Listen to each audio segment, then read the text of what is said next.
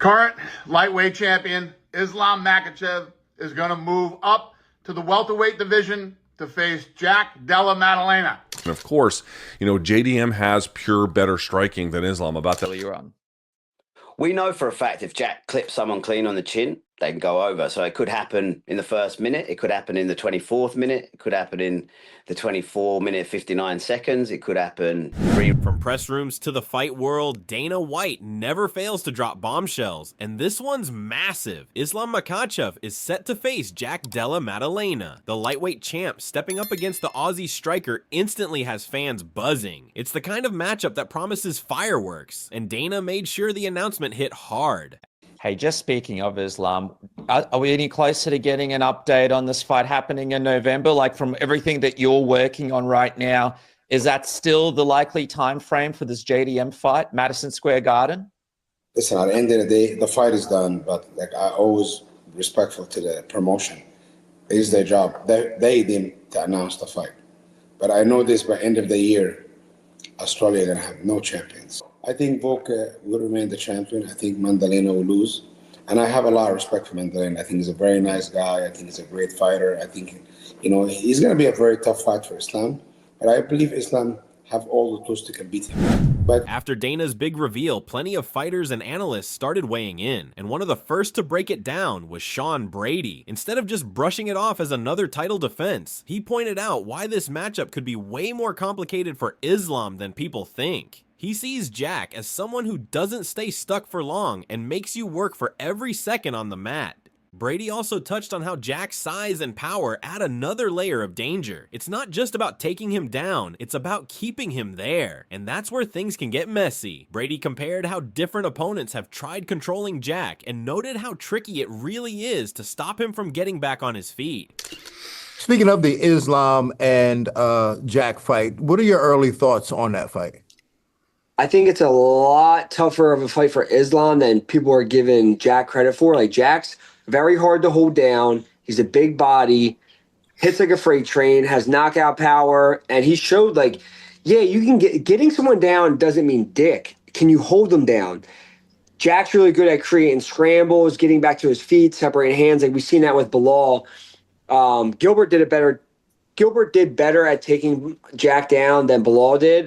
He had a better position. Of course, Brady has his own personal reasons for paying close attention. He admitted he'd love to test his grappling against Islam someday, which is why he's watching this fight closely. But when it comes to picking a side, he leaned toward Jack. Not because he doesn't respect Islam, but because he feels Jack's style might just be the problem Islam hasn't had to face yet. On him, but yeah, I don't know. Selfishly, for me, I would want Islam to win because I want to fight Islam as for a legacy thing yet. And I think I can beat Islam. I think I can beat anybody in the world. And I want to grapple. I want my grappling to go against his grappling and see who's better. You know, I really would love for that to play out. But if I had to pick, and I know Jack would be the underdog. Coming off Brady's take, another voice that stood out was Luke Thomas. He saw Dana's announcement not just as another title booking, but as one of those rare matchups that carries ripple effects across multiple cards. His first reaction wasn't about who wins or loses, but about how this move changes the shape of two divisions at once. All right, monster news from UFC President Dana White last night. The announcement came a little bit late, but we got it just the same. Now, the majority of the announcement focuses on UFC 322. This will be at Madison Square Garden in New York City on November 15th, I believe. But because of the enormity of that news, it actually also affects UFC 321, which I realize happens before 322.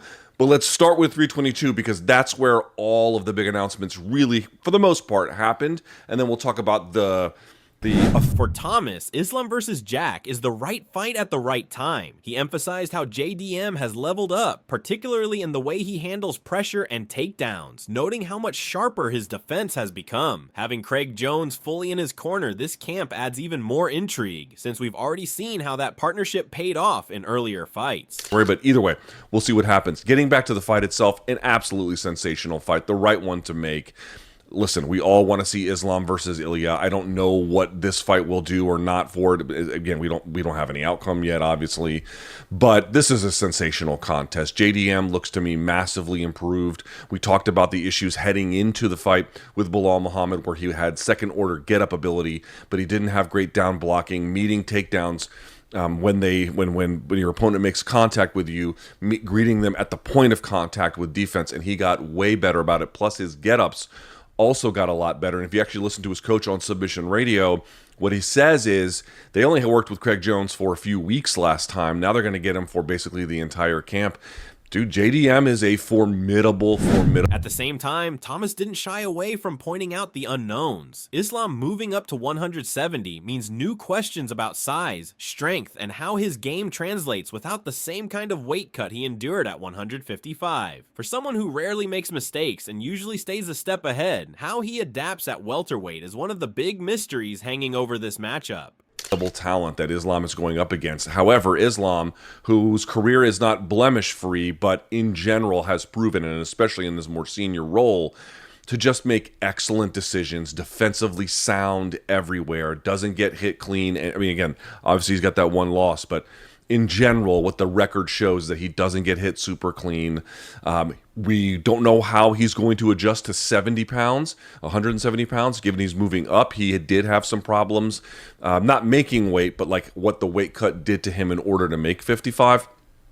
So it'll be very curious to see what the size differential is, such that there is one. It'll be very curious to see what the added bulk does for Islam, what the lesser weight cut does for Islam. These are things we don't know, but it's going to be... Thomas also hinted at what's on the line beyond just the belt. If Islam wins, it sparks debates about whether he reclaims the pound-for-pound spot. If Jack defends successfully, it instantly becomes the defining win of his career and a massive moment for Australian MMA. Both outcomes carry weight, and Thomas framed it as a clash that goes beyond the cage. And he'd do something like that to Della Maddalena. And for a guy like Islam, if he can go up to the next weight class and get a belt, does he reclaim the top pound-for-pound spot? There's going to be some debate over that, but it's certainly going to be a question that you have to wrestle with. Meanwhile, Della Maddalena, a guy who has always been highly regarded, but they didn't know exactly what the upside would be, especially after the Basel Hafez fight. You know, what are we really going to get with this guy? And, you know, kind of went in tooth and nail with Kevin Holland. Shows up big against Bilal Muhammad. Dude, if you get a win over Islam Makhachev, that's easily the best win of your career. That would be his first title defense. That would be an enormous feather in his cap. A huge win for Australia. After he laid out the broader stakes, JDM's coach Ben Vickers brought it back to the micro level. He pushed against the idea that Islam is untouchable, saying it's not just about highlighting strengths, but about spotting real openings. Watching tape this time around, he wasn't just impressed. He was studying where Islam leaves chances and shaping a plan around those moments. Kind of veer the other way. And I feel like people put Islam on a pedestal. And don't get me wrong, I am not doubting Islam's credentials in the slightest. He is pound for pound number one. He's the GOAT. He's the best guy to have ever done it for me. But for me now, it's the first time watching footage of Islam and not just enjoying watching him fight, and actually looking at where can we take advantage of some of the weaknesses that we perceive, some of the best spots where the opportunities arise. And I've seen a lot that I like, that I can work with, having now actually taken an analytical approach to watching Islam rather than just enjoying him, watching him waste people, you know. Vickers also made it clear he expects Islam to do what he does best, drag the fight into his world, not in a reckless way, but in that calm and measured style that has defined him for years. He predicted early grappling attempts, maybe even pressure against the fence, but not without risk. The danger, as he framed it, is what Jack can do in those in-between spaces. Ask you, do you think it's straight away shooting in, establishing his wrestling, getting JDM up against the fence? Or do you think he goes out there and actually tries to test his striking against you guys?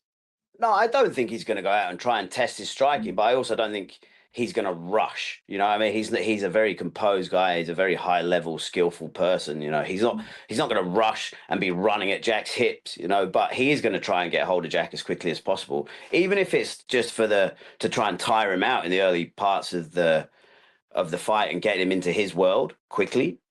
He will take damage from Jack as Bilal did if he's on the feet. So I'm sure he's going to not want to be there for as long as possible. When talk turned to welterweight, Vickers didn't downplay the uncertainty. Islam has lived his career at lightweight, and stepping into 170 brings questions about how that strength and pace carry over. Jack, on the other hand, has lived at that weight, knows how his body works over 5 rounds, and has proven he can push through the kind of pace that breaks others. It's so hard to tell, to be honest. He's a big dude. He's a good fighter, you know. Jack's bigger. Jack's probably stronger. He's got more power on the feet. But I don't know what kind of fighter he's going to be. What I do know is that it's, as a fighter who's fought at 70 his whole career, this is going to be his first time in a very competitive matchup at welterweight. And it's different. It's a different, you know, it's going to be different for him. He's carrying more weight. And obviously he's had months now to prepare for this and get used to carrying the weight. But he's been fighting at lightweight for a decade. You know, so to then move up a weight class, it is different. And I don't know how that's going to affect his gas tank, his ability to move as well. You know, people say that he's not going to have to cut as much weight. So he'll be better. But then sometimes carrying extra weight can be hard. You know, you always want to try and have the fight, or we always try and have the fight at the weight we train at. So Jack will rehydrate to the weight he's been in the room training at. Pressed on how the fight itself might end, Vickers didn't hesitate. He believes Jack has the power and timing to catch Islam clean, whether it's early or late. He reminded everyone how Jack carries his output deep into fights, how his cardio held up against someone like Bilal, and how one strike at any point could flip everything. That's where his confidence sits. I just don't think Islam has the chin that Bilal has. You feel like it's a situation where this is going to be an eventual down the line, like 3rd, 4th round? Or do you think people might even be shocked to see it happen earlier on? We know for a fact if Jack clips someone clean on the chin, they can go over. So it could happen in the 1st minute. It could happen in the 24th minute. It could happen in the 24-minute, 59 seconds. It could happen 3 rounds in. Jack likes long fights. You know, he likes to be in there. But obviously we're not getting paid for overtime. So if the opportunity arises, we're happy to take it. But Jack's cardio, as we saw, Bilal's reputedly the best like cardio in the UFC, and Jack out cardioed him. Bilal was more tired than Jack towards the end of the fight. So you know, Jack's cardio is exceptional, his power is exceptional. Then the conversation shifted to Chael Sonnen, who, as always, framed the fight through a different lens. For him, it's not just about tape study. I'll just do as much as I can with my history and how fights actually play out once the cage door closes. It's been awesome having a high-level matchup. Both camps already know who the better fighter is before they walk out. Trash talk, hype, 4 surgeries, I think, by the end. And he can't move around with a fucking grip in his arm, pulling it. Coaches understand the reality. It's very rare that 2 guys walk to a cage and they both don't have the same opinion about who's going to win. I know this is presented to you very different, and you're talking about confidence and you must believe. These are things that you say. Like the fighter or the athlete isn't any different. It's very rare that 2 teams go to play the Super Bowl and aren't both fully aware of. Chael also pushed back hard on a rising narrative that Islam will simply do to Jack what Chimaev just did. It's been fucking mentally straining on him, and you can thinking, pointing out that Chimaev has never dominated anyone like that before, and so for me to move around with Jack, I've got the smile on my face as well. He recreates, that is, in his words, revisionist MMA logic. Narrative that came out since Saturday of last week. So just in this past week, there is a narrative that has come out that this is going to be an awful fight, and it's going to be awful because Islam will do to Jack what Chimaev did to Dricus. And that's interesting to me, considering Dricus has never had that done to him. Oh, and by the way, Chimaev's never done that to anybody else. Like it's really a surprise that all of a sudden wrestling has this resurgence because you had 2 guys fight and something happened that we didn't think would happen, right? Nobody thought that Chimaev could take him down at will and keep him there. Because Chimaev hasn't been able to do that to other guys. And because Dricus has never had it done to him, not for a single round, let alone for a single contest. So to come out of that, all of a sudden this light goes on and you're this big fight expert, and oh my goodness, Islam has similar skills Well, I would have to stop you right there. In what fight has... Then Sonnen went further, challenging the very idea that Islam is some See him, he's back in it, he's sweating in the gym. I'm trying not to keep... His base is Sambo first, not wrestling. And Chappelle yes, Jack, that's beautiful. Looking for opportunity. Man or Bo Nickal operate at a different level. That's where Chael's prediction comes He's into back. focus. He sees it as almost insulting to suggest JDM, who's a natural welterweight with elite striking and proven defensive awareness. The guy gets to put down what style he is doing. He writes down Sambo. If you ever talk to Islam, he will further that up by telling you the next best thing is judo. He will then tell you it's wrestling, and last, he will put jiu-jitsu. So, it's a very interesting paradigm. I mean, not for nothing. The most decorated wrestler in that division is Kamaru Usman, the division of 170 pounds. He's the NCAA champion. Don't think you have to correct me and tell me what division. I'm aware. Couldn't handle one move from a man moving up from 150 pounds. Now while you struggle in prolonged control sequences, and he leans toward Jack's ability to deny entries and punish him over time. And the suggestion that Jack Della Maddalena, our reigning champion of the world, can't defend one technique,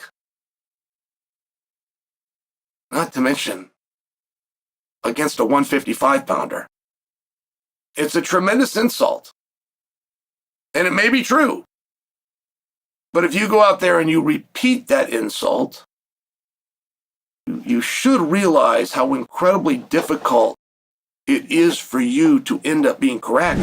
MMA Guru highlighted how sharp and composed JDM can't do much. I want you to fucking be like this all the time. Not only about throwing fast shots, but about the way JDM carries himself, staying calm while moving with purpose. That steady approach mixed with quick reaction. You'll get endurance in this shoulder now. Just keeping this a lot tougher to execute. He also mentioned the speed factor, saying JDM is able to close space so quickly that it could leave Islam struggling to catch him. Dynamic. JDM's control and timing might allow him to flip the script. Guru's take gave the sense that this fight is less about raw strength and more about whether Islam can keep up with someone who doesn't give him the usual openings. JDM looks so fast, I think that speed will translate well against Makhachev. I think he'll beat Makhachev. He's too composed. Makhachev can't catch him with something dynamic.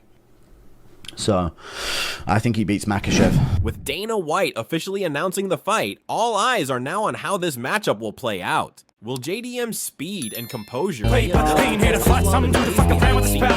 or will Islam's control and strength once again prove too much? Let us know what you think in the comments below.